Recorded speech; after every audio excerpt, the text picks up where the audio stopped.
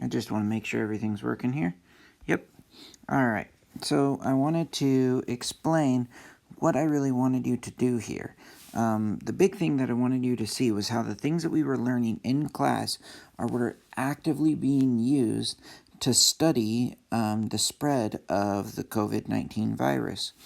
Now, as you read through this, one of the things I want you to look for are those statistical terms that we've been using quite a bit, like mean, median, all of that jazz.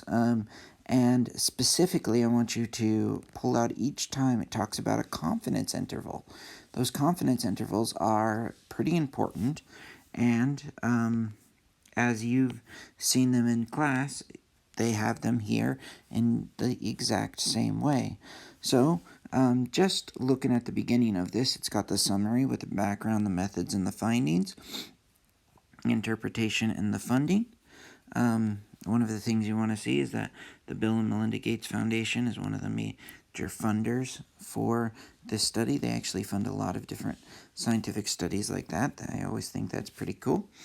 All right. So first, let's go to the findings just at the very beginning.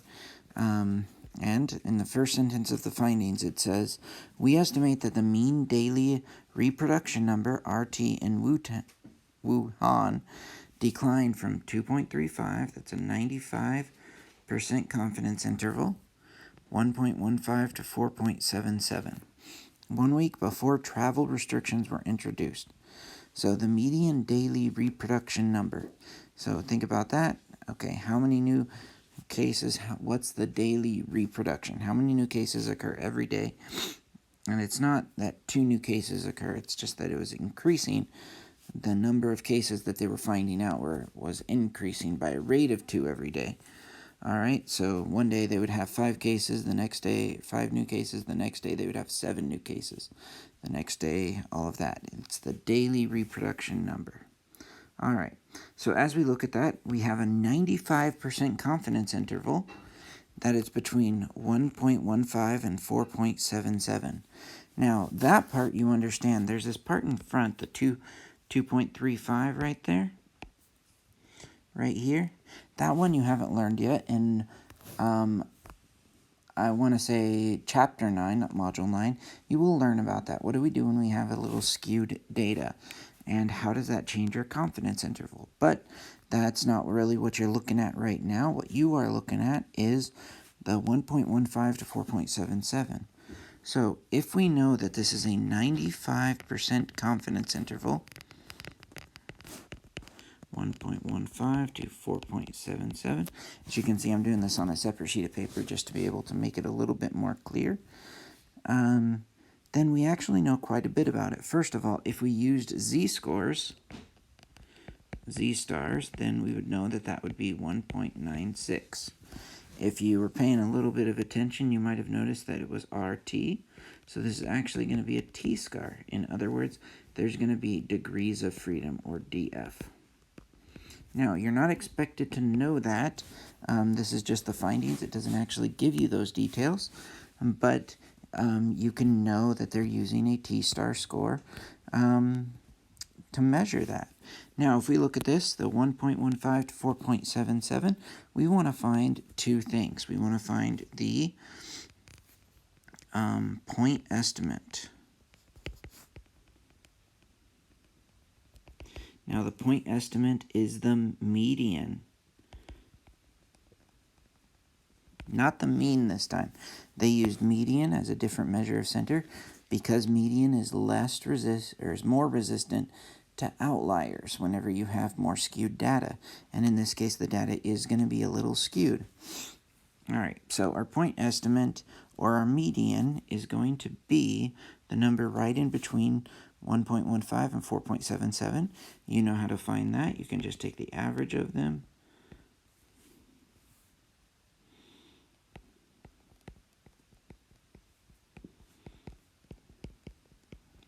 Divided by 2, which is equal to 2.96, I believe. So 2.96 is our point estimate. That is our median point estimate. Now, in order to get the margin of error, that's really equal to, or 2.96 minus 1.15, or 4.77 minus 2.96. Either way, you can do that subtraction and you'll get 1.81. Okay, 1.81 is our margin of error, and 2.96 is our point estimate. Okay, so this means if we use the math that we've been working on, we're going to get to the next part, the next thing I want you to do. So the first thing I want you to do is to get that actual point estimate and to get the margin of error. Not too hard to do the math on either of those, and I'm sorry if I'm breathing loudly or anything, still getting used to using this. Now I'm going to type out what I interpret this to be. This means, and let's go back up and read the context of it. We estimated the mean daily reproduction number in Wuhan declined from that confidence interval 1 week before travel restrictions were introduced on January 23rd. Okay. So, the median daily reproduction number, median daily reproduction number, yeah, it is number was 2.96 with a margin of error of 1.81. Okay. I'm going to put on a 95% confidence interval. This means that the true median could lie between 1.15 and 4.77. Okay. And we, with a 95% confidence level.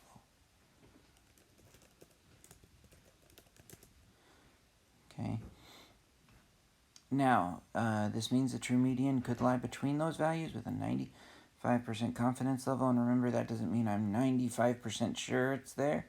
It means that if we repeated this study multiple times, 95% of the intervals created in applying the same study will give us a confidence interval that contains the true mean. 5% will not. Okay? So, that is our mean daily production number. But a big important aspect of this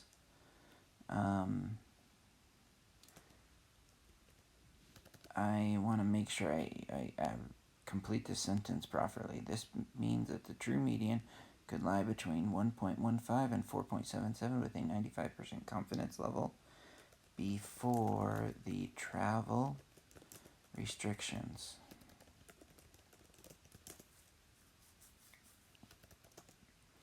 were implemented. After they were implemented,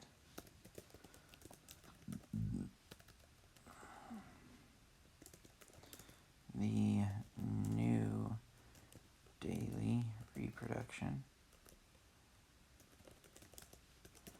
number became, and this is where you want to fill out the rest, because if you look back up at those findings right up here, if you look back up at those findings, and then it says it was introduced to this value. Now, just like whenever papers already quoted an author, they don't need to repeat who the author was here because they already talked about a confidence interval in this section. They know that whenever you look at the parentheses, you're going to have another confidence interval with that same confidence level. If the confidence level was different, they would have to change that. But now you have a different confidence interval with a different level. So you want to find out what the new point estimate and the new margin of error for this confidence interval was. Okay? And then interpret it in terms of what that means. What did their travel restrictions actually accomplish? Okay? And then, as you're doing that, you want to actually read through the real study and see what they're talking about, what they're completing the whole time. Okay, as you read through this, you'll see a lot of things about it, specifically in the methods. Okay, and you'll see a lot of statistical terms. It talks about their data sources. It talks about their procedures, and in their procedures it says the incubation period was assumed to be earning distributed with a mean of 5.2 days. Hey, you know what the mean is. That's the average. Okay, and then as you go through this, you want to take a look at all the data. Speaking of the data, if you look right next to that mean of 5.2 days, there's a standard deviation of 3.7. In other words, this data is spread out quite a bit. Okay? Keep on going, keep on reading through the study, and you're going to find several more confidence intervals. I've highlighted a few of them just to kind of emphasize that they're all over the place. If, as you read through it, you should find more for each of them. Find out what the point estimate is, and find out what that margin of error is, and interpret them in context. Alright, with that said, this is going to bring this video to a close. Hopefully it helped you out.